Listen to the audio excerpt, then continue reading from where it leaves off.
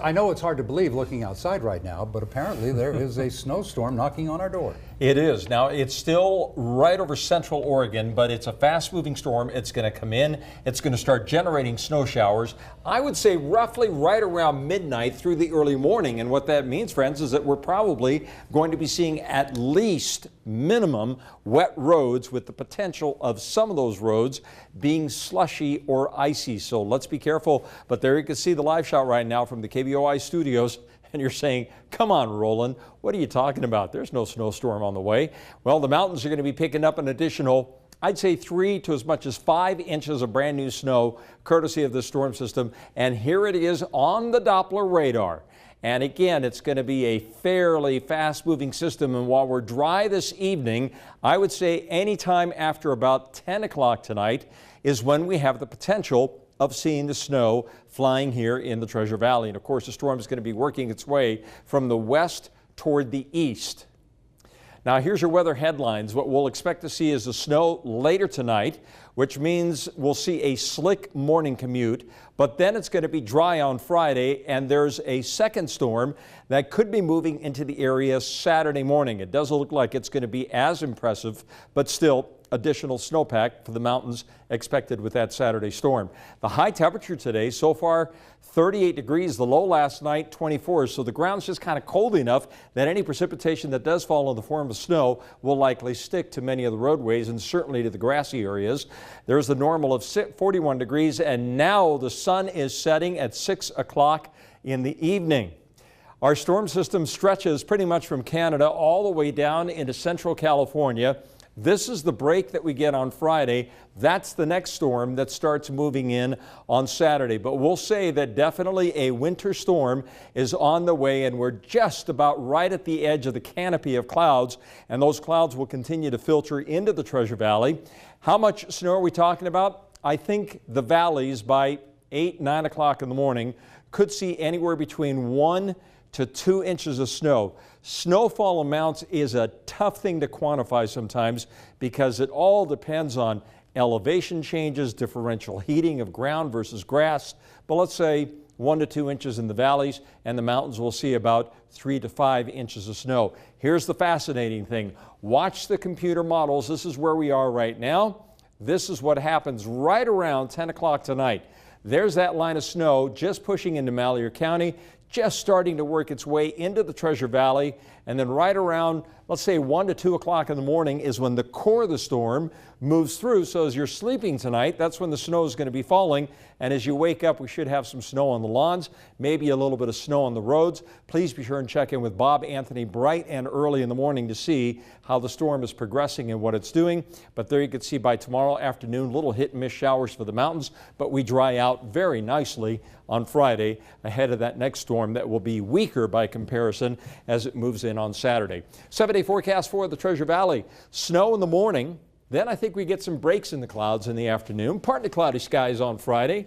Another little shot on Saturday.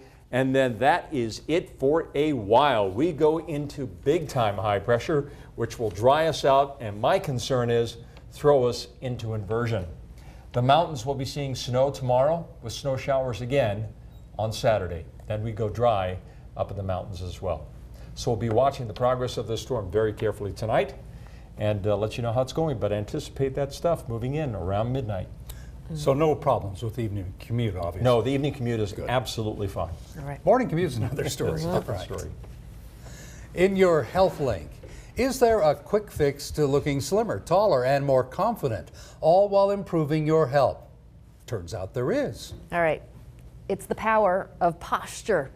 I'm just holding my back right now. Good posture aligns your joints and puts less strain on your body. The biggest mistake we all make while sitting would be jutting the head forward, slumping the shoulders. I do that crossing the legs and leaning to one side. But you can actively work to improve your posture. Feet flat on the floor. Her hips are back against the chair. Her back is all against the chair. And then her head is neutral. That's key. I always forget that. To check your standing posture, you can try the wall test. Stand about 2 inches away from a wall. If you have good posture, your shoulders, head, and your backside should all touch the wall with enough space to then slide one hand behind the lower back. Okay, you practicing? I'm practicing. Taking advantage of people's generosity by impersonation. Coming up on KBOI 2 News. And you're going to take advantage of that for your own benefit, for your own money. It's just insane to me. The words of caution they're sharing to make sure no one donates to a fake crowdfunding page. Still a beautiful afternoon and traffic looking great. If you have a news story you'd like us to check out, send us an email, news@kboi2.com. And now let's take a look at our primetime lineup for this Wednesday night. Again, we got a Super Bowl countdown minute at 7, and then our regular wonderful lineup. Don't forget to join us again at 10 for our news.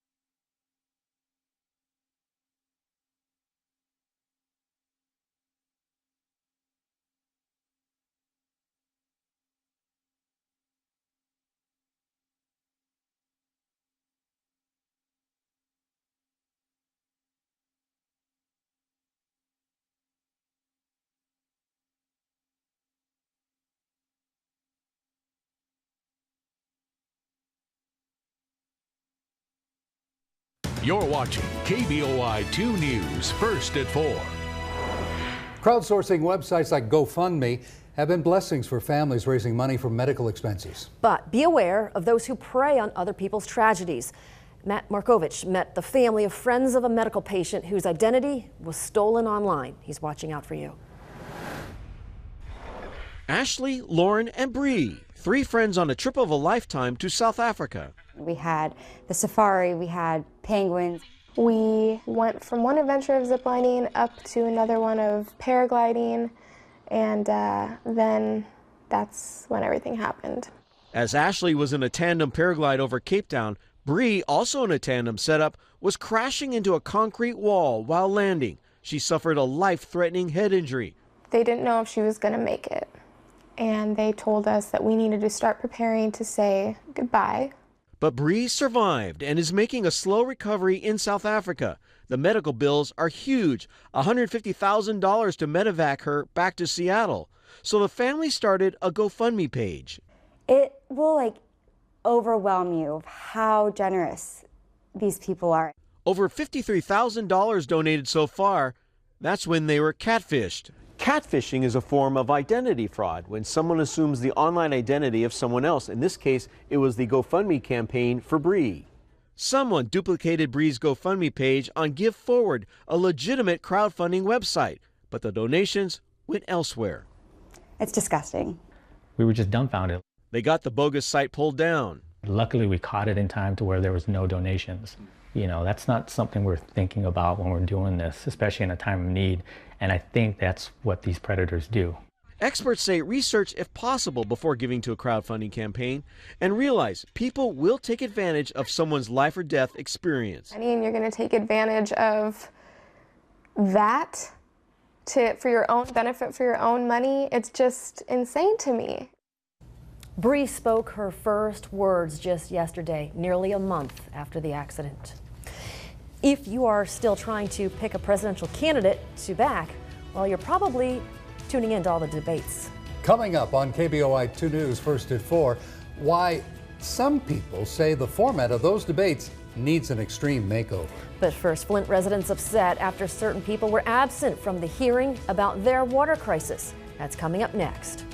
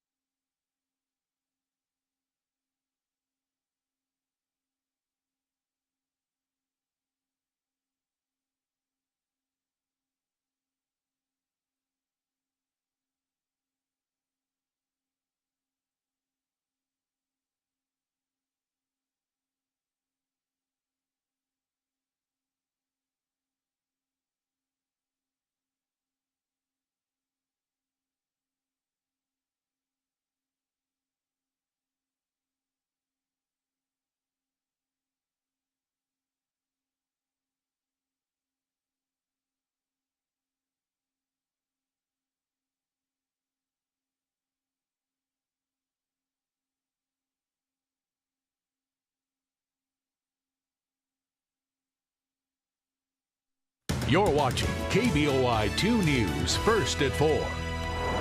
Lawmakers on Capitol Hill held a hearing on the Flint lead contamination crisis. Adriana Diaz reports some were upset that many key players were not at that hearing. So when we turn on the water, we're going to be collecting the samples. EPA crews in Flint are checking the water in Joe Ragnone's home. It comes as Congress held a hearing into Flint's lead contamination crisis. This is not a Flint problem or a rare anomaly. This is a national problem. Leanne Walters testified that the city, state, and EPA all initially failed to act, even after her son